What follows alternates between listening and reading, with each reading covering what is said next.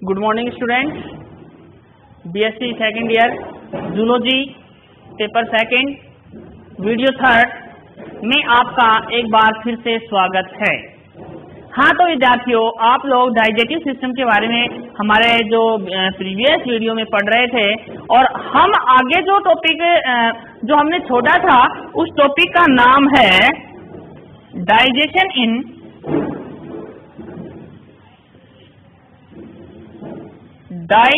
इन ड्यूओडेनम। और ये ड्यूओडेनम कहाँ पाया जाता है? ग्रहणी कहाँ पाई जाती है? हिंदी में लिखूं तो ग्रहणी में पाचन। ग्रहणी में पाचन। ग्रहणी कहाँ पाई जाती है? स्मॉल इंटेस्टाइन में पाई जाती है, हम सब जानते हैं। अगर हम वापस देखिएगा वो एक छोटा सा डायग्राम मैं वापस आपको थोड़ा सा यहाँ पर एक्सप्लेन कर दूं।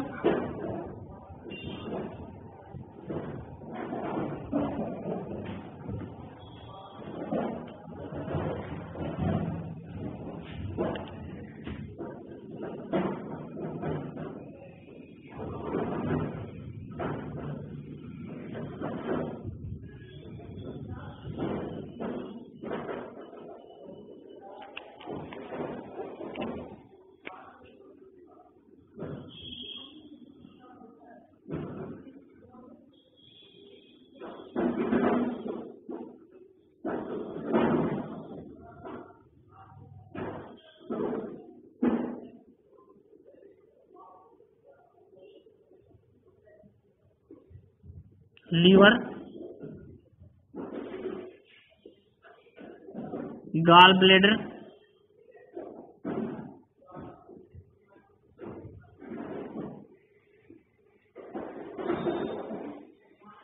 Pancreas gland,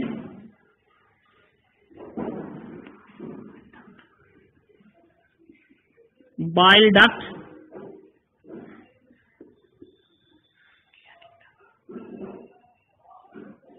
pancreatic duct,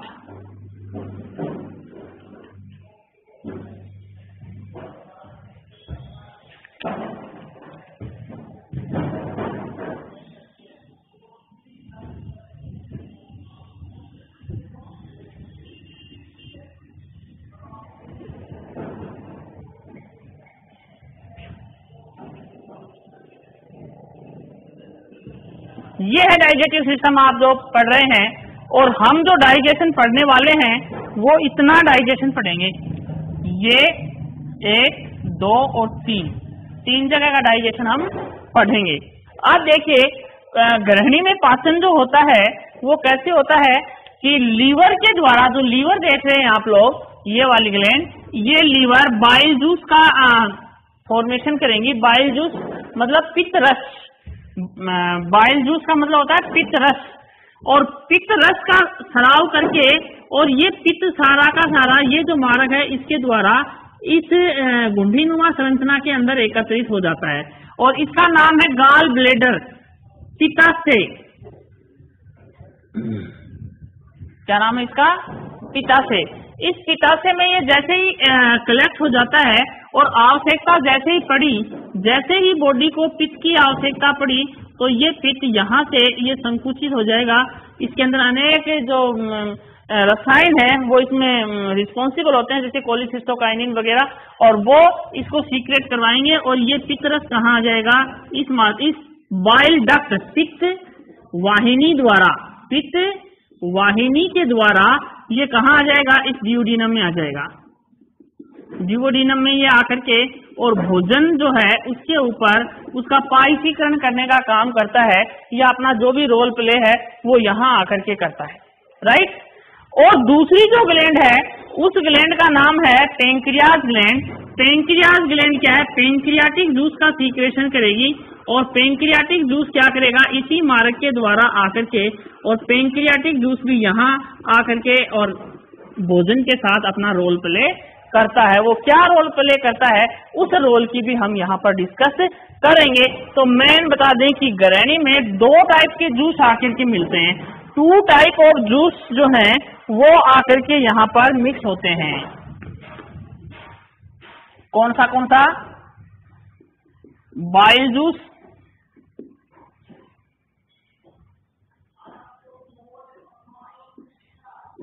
and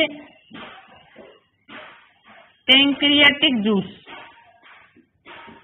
bile juice and pancreatic juice, ये दोनों आकर के क्या हो जाते हैं, मिक्स हो जाते हैं। कहां पर? Mix in ड्यूओडीनम। ड्यूओडीनम में आकर के मिक्स हो जाते हैं और यहाँ पर पाचन की क्रिया प्रारंभ होती है। तो हम पहले पढ़ेंगे बाइल जूस के बारे में, राइट। तो बाइल जूस की अगर अपन बात करें तो बाइल जूस के अंदर टोटल इसकी जो मात्रा है वो 500 से लेकर के 1000 मिली तक ये 24 घंटे में सीक्रेट होता है। कुल मात्रा कितनी है इसकी? कुल मात्रा कितनी है? 500 से लेकर के 1000 प्रति 24 घंटे, राइट। पीएच 7.7, पीएच मान कितना होता है? 7.7 से 8.6, 8.6 मतलब 7 से ज्यादा है तो ये कैसा है? क्षारीय है।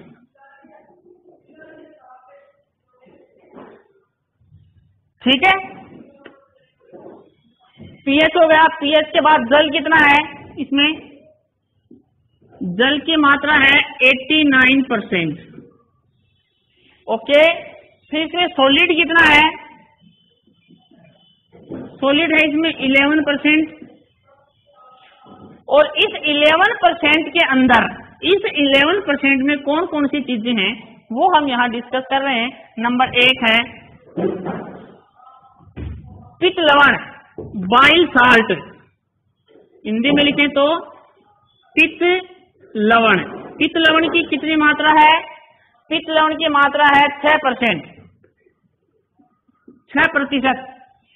इसके बाद में है पित्त वर्णक।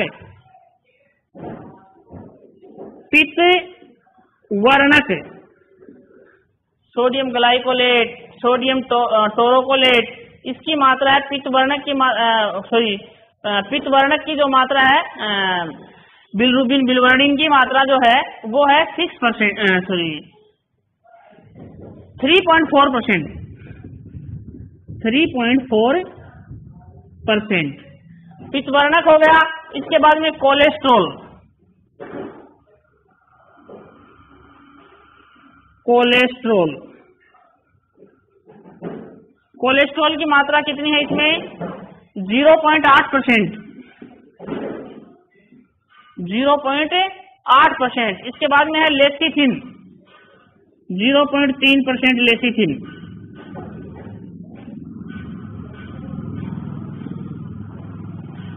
इसके बाद अकार्बनिक लवण 6%,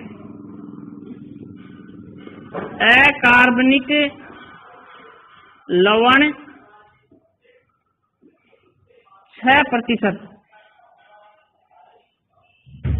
ये इसकी केमिकल कंपोजिशन है भाई। केमिकल कंपोजिशन के बाद है कि ये जो पित्त, इसके मुख्य घटकों का हम यहाँ पर वर्णन करेंगे। इसके जो मेन कंपोनेंट हैं उनका हम 1 by 1 यहाँ स्टडी करेंगे। तो मेन कंपोनेंट में आपने देखा कि सबसे पहले है बाइल साल्ट, पित्त लवण। क्या है? बाइल साल्ट या पित्त लवण।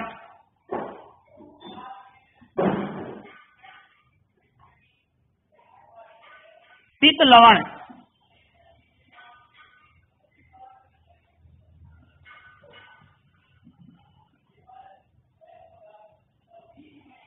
बाइल साल्ट या पित्त लवण। पित्त लवण में मुख्य रूप से सोडियम ग्लाइकोलेट और सोडियम टोरोकोलेट कौन कौन से हैं?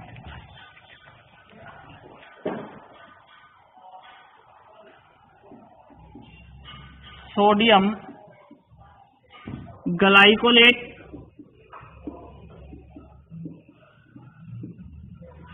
और सोडियम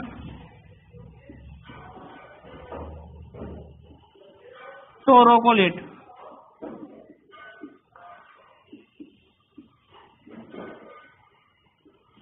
सोडियम ग्लाइकोलेट और सोडियम टोरोकोलेट पाए जाते हैं। और इन पित्त लवणों का प्रमुख कार्य क्या है, इनका प्रमुख फंक्शन क्या है, वो निम्न प्रकार है।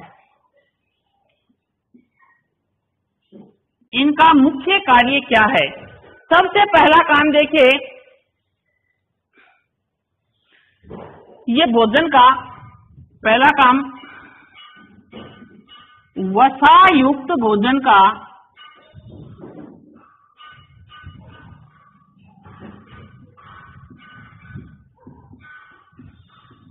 पायसीकरण करते हैं।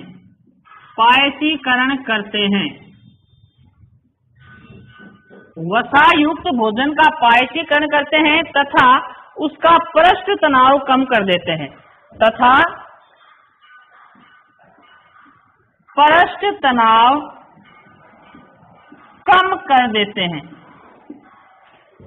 जिसके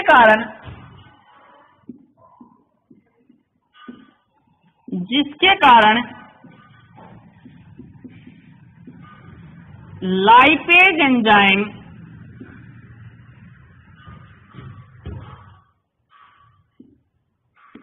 इजीली वर्क कर सके, जिसके कारण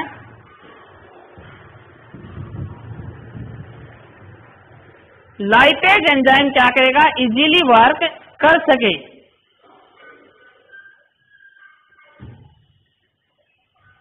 नेक्स्ट, विटामिन ए, डी, ई, के जो वसा में घुलनशील है, ADEK को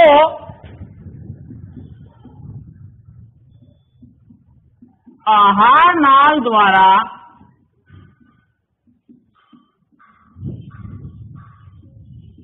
अवशोषण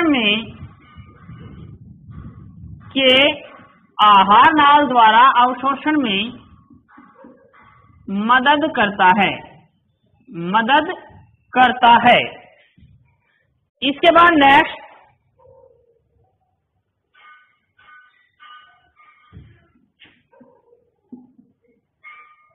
इनएक्टिव लाइपेज को एक्टिव लाइपेज में चेंज करता है। पित्त लवण के 3 मुख्य कार्य हैं ये। इसके बाद नेक्स्ट इसका प्रमुख घटक जो है वो है पित्त वर्णक। नेक्स्ट जो इसका मुख्य घटक है वो क्या है? पहला क्या है? पित्त लवण। पित्त लवण हमने पढ़ लिया यहाँ पे। इसके बाद क्या है? पित्त वर्णक। पित्त लवण में क्या था, कितने प्रकार के हैं? सोडियम ग्लाइकोलेट और सोडियम टोरोकोलेट। क्या काम करते हैं? वसायुक्त भोजन का पायसीकरण करते हैं, उसका पृष्ठ तनाव कम करवाते हैं और लाइपेज एंजाइम को इजीली वर्क करवाने में जिसके कारण मदद मिलती है। विटामिन EDEK के आहार नाल द्वारा अवशोषण में मदद करते हैं। इनएक्टिव एंजाइम जो लाइपेज है उसको एक्टिव एंजाइम में कन्वर्ट करने का काम करते हैं। इसके बाद पित्त लवण वर्णक।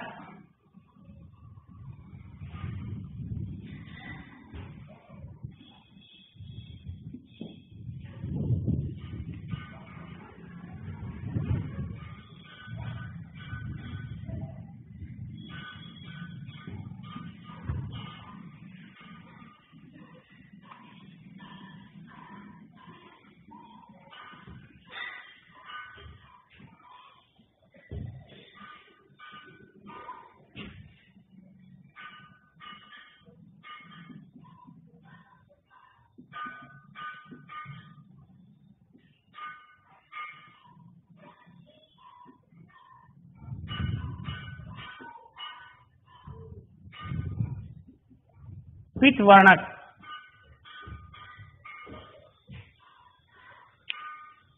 ये कैसे बनते हैं? हीमोग्लोबिन के विघटन से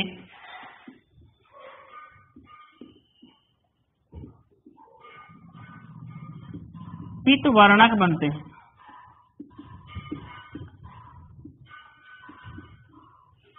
इसके हीमोग्लोबिन के विघटन से पित्त वर्णक बनते हैं। और मुख्य पित्त वर्णक कौन से हैं? Main pigment,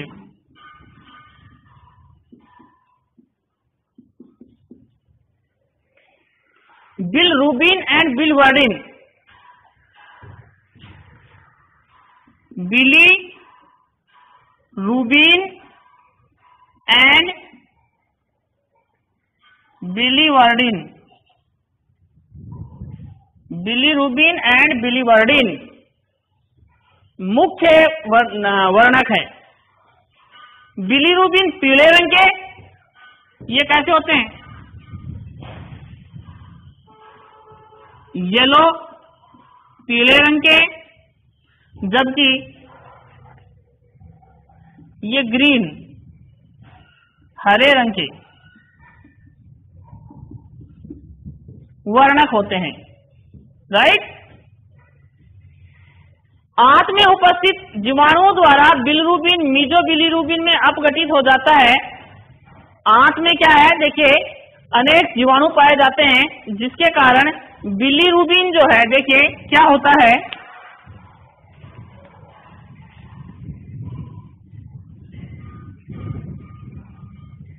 bilirubin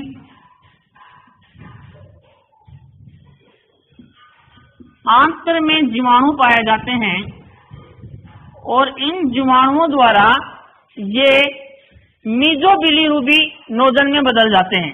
मीजोबिलिरुबिनोजन,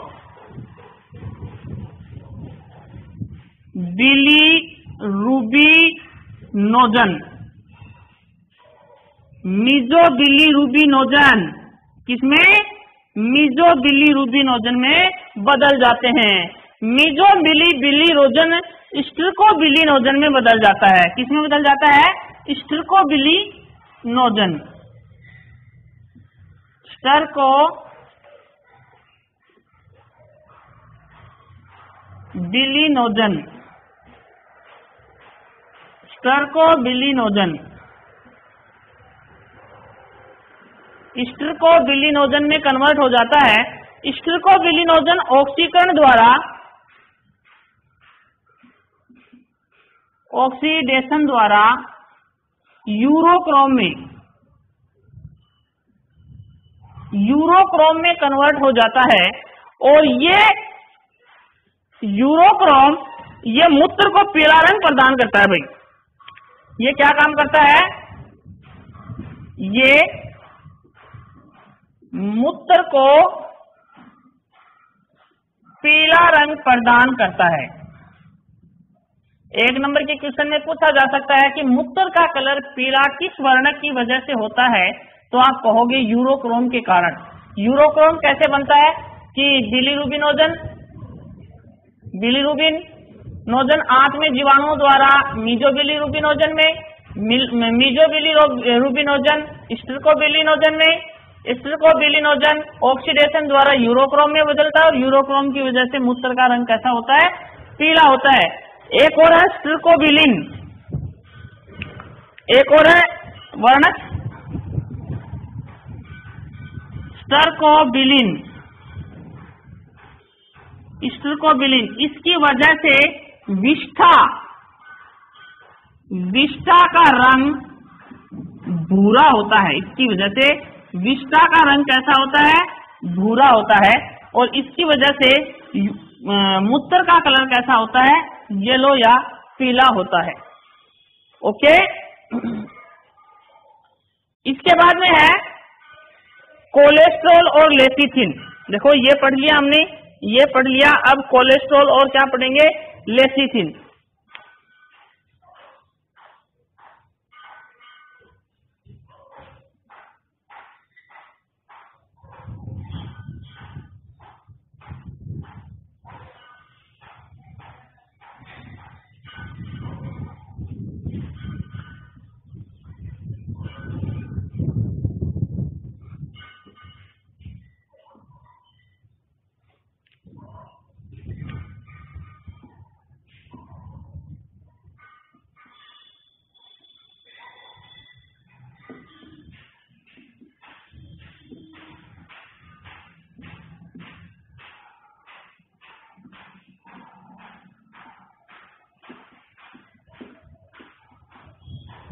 cholesterol and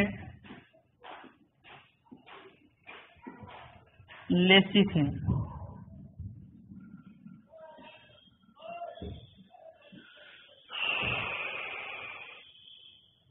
ये फॉस्फोलिपिड होते हैं भाई।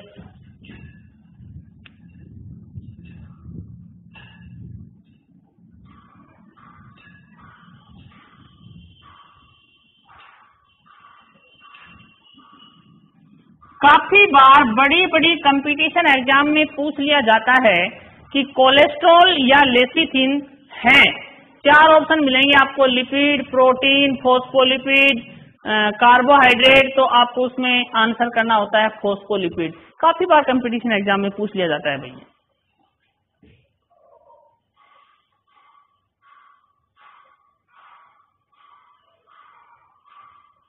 ये भोजन के साथ ग्रहण किए जाते हैं।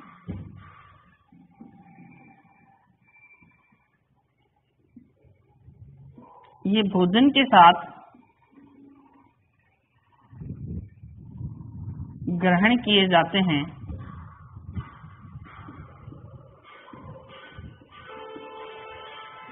तथा कुछ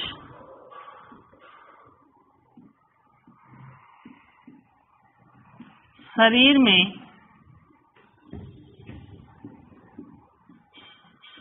सिंथेसिस होते हैं।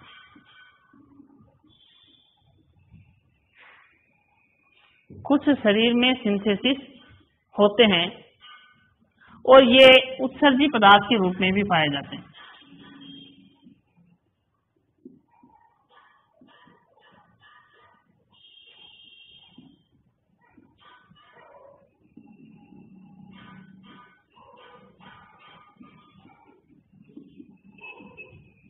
ये भी उत्सर्जी पदार्थ के रूप में पाए जाते हैं। हो गया। नेक्स्ट क्या बचा? अकार्बनिक लवण, इनऑर्गेनिक साल्ट।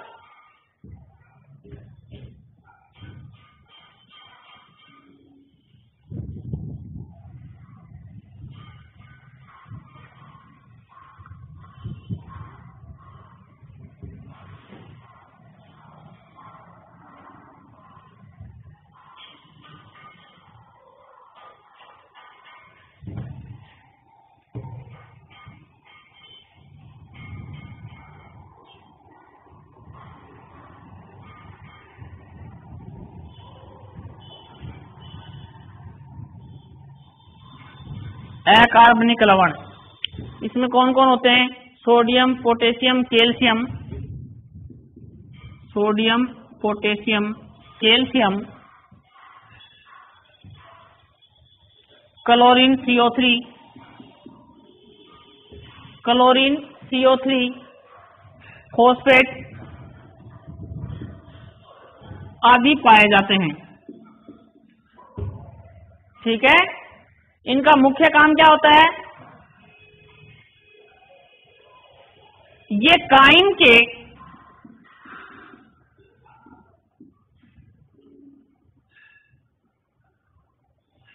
अम्लीय माध्यम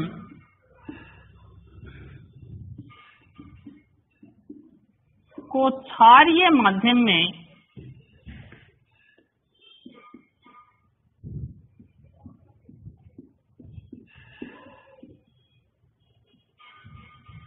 कन्वर्ट करते हैं। क्षारीय माध्यम में कन्वर्ट करते हैं। देखिए, अम्लीय माध्यम, यहाँ पर अम्लीय माध्यम रहता है। कैसा माध्यम रहता है? अम्लीय। यहाँ पर बोलस होता है, बोलस। बोलस यहाँ आता है, यहाँ पर मथने के बाद उसका नाम क्या हो जाता है? काइम। भोजन देखो, ग्रास जो है ना, ग्रास,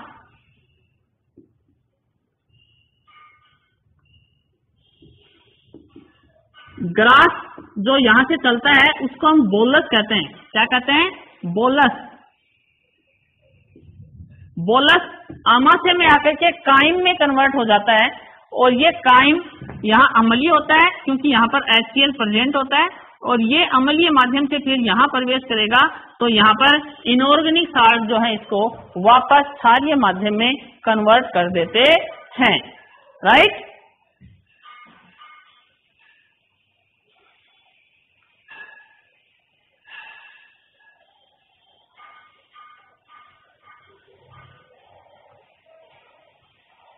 इसके बाद में है पित्तरस के श्रावण का नियंत्रण। ये पॉइंट सारे आ गए। इसके बाद में है पित्तरस के श्रावण का नियंत्रण।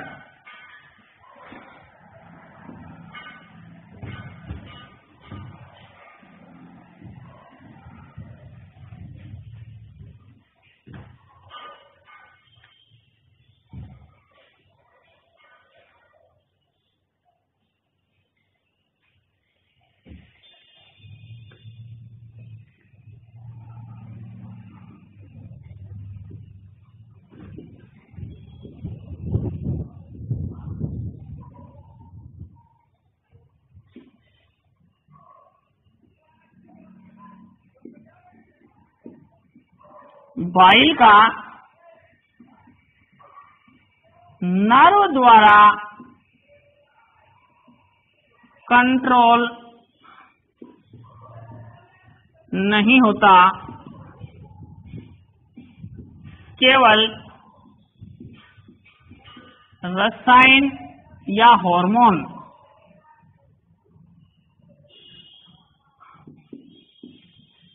द्वारा ही नियंत्रण होता है।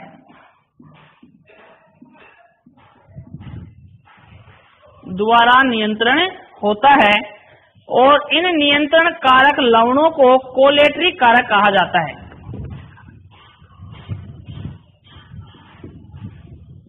नियंत्रण कारक अकार्बनिक लवण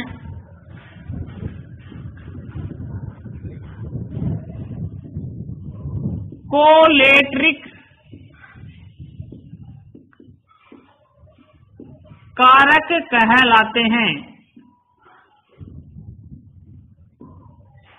कोलेट्रिक कारक कहलाते हैं।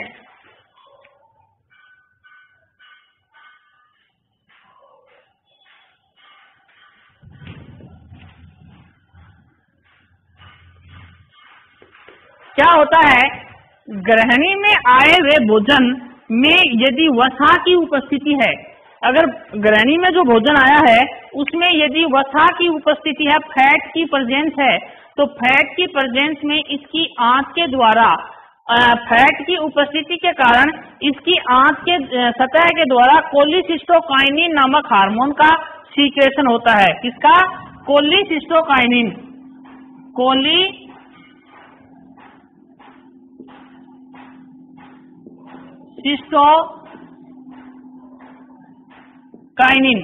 एक सेकंड सॉरी,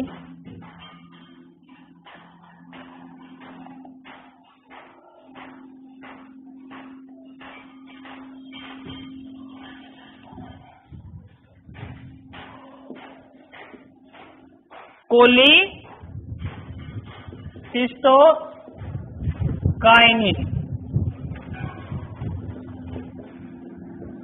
कोलिसिस्टोकाइनिन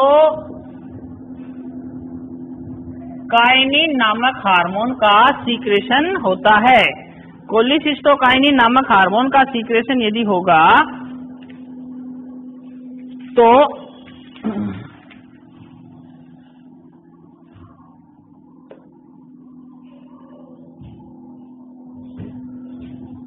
ये कोलिसिस्टोकाइनिन क्या करेगा कि यहाँ से और इसके पित्ताशय के गाल ब्लैडर में जाकर के और इसके संकुचन को बढ़ाता है। इसके संकुचन को बढ़ाएगा, गाल ब्लैडर के संकुचन को बढ़ाएगा तो इसके अंदर क्या है, पित्त नली में उपस्थित ओडोई का स्फिंक्टर ऑफ ओडोई,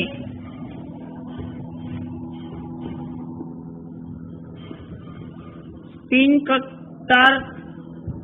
ऑफ ओडोई का स्फिंक्टर जो है उसके अंदर संकुचन होगा। ओडोई स्फिंक्टर पर इसकी क्रिया होगी जिसके द्वारा ये पित्त रस को यहाँ से स्राव करवाने के लिए इसको उत्तेजित करेगा, यहाँ से पित्त रस का स्राव हो जाएगा। सीधी सी बात यह है कि जैसे ही भोजन यहाँ आएगा, अगर वसा की मात्रा है तो इसकी सतह के द्वारा कोलिसिस्टोकाइनिन का स्राव होगा, जो इसके ओडाई के स्फिंक्टर को खोलेगा और इसके पितरस जो है वो इसके अंदर आकर के मिक्स हो जाएगा। वसा की उपस्थिति युक्त भोजन के कारण यहाँ पर इसमें आकर के और पितरस आकर के मिल जाता है। इसके बाद नेक्स्ट जो है वो है ग्रहणी में पाचन, जो हम पढ़ रहे हैं। पहला इसका फंक्शन हमने देख लिया है, ये चीज हम अभी पढ़ चुके हैं। अब हमारे सामने है ये अग्नाशय ग्रंथि, पेंक्रियास ग्लैंड। कौन सी ग्लैंड है? अग्नाशय ग्रंथि।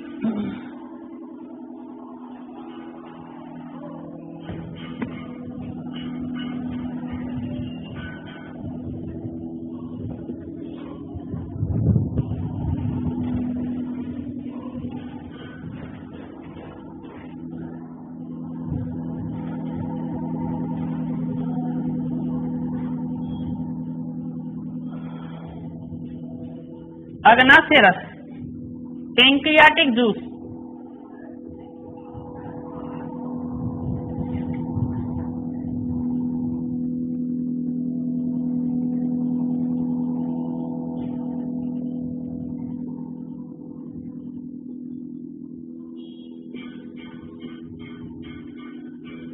ये रस क्षारीय द्रव्य है।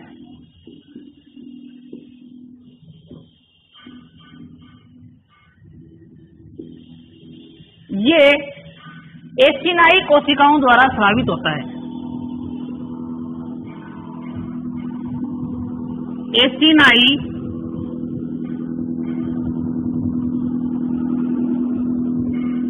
कोशिकाओं द्वारा स्रावित होता है। ठीक है। अग्नाशय नलिका द्वारा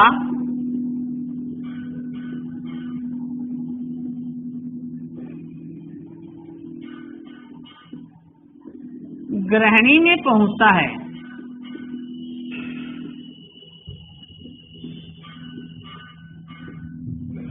इसके बाद इसका केमिकल कंपोजिशन, पैंक्रियाटिक जूस का केमिकल कंपोजिशन, अग्नाशय रस और इसका क्या है? केमिकल कंपोजिशन, रासायनिक संगठन।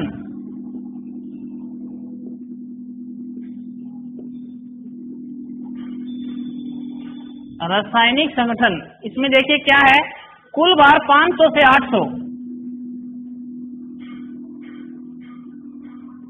कुल भार 500 से 800 प्रति 24 घंटे, 500 से 800 प्रति 24 घंटे। विशिष्ट गुरुत्व है, विशिष्ट गुरुत्व है 1.008 से 1.008 से 1.030। विशिष्ट गुरुत्व के बाद आता है पीएच 8, क्षारीय है। इसके बाद आता है अकार्बनिक घटक,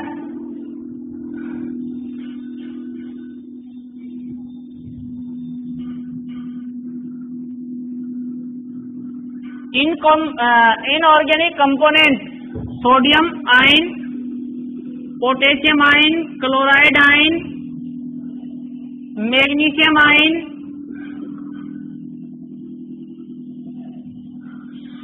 sulphate ion, HCO4 minus ion, HCO3 आदि। इसके बाद जल 98.5%। इसके बाद में है ऑर्गेनिक सब्सटेंस, इसके बाद है ऑर्गेनिक सब्सटेंस,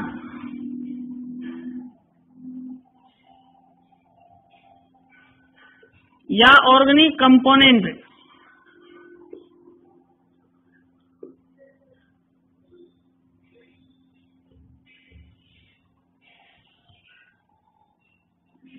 मैनी डाइजेटिव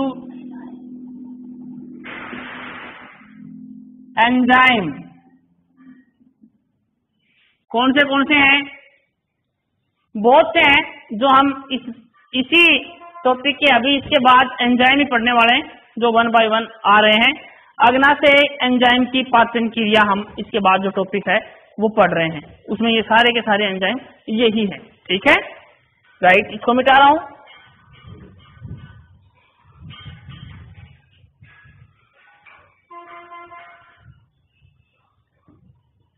इसके बाद अग्नाशय ग्रंथि द्वारा स्रावित होने वाले पाचक एंजाइमों की क्रिया, ये हम नेक्स्ट वीडियो में करेंगे, क्योंकि इस वीडियो में कंप्लीट नहीं हो पाएगी हमारी, इसलिए आज तक के लिए इतना ही। धन्यवाद। ओके।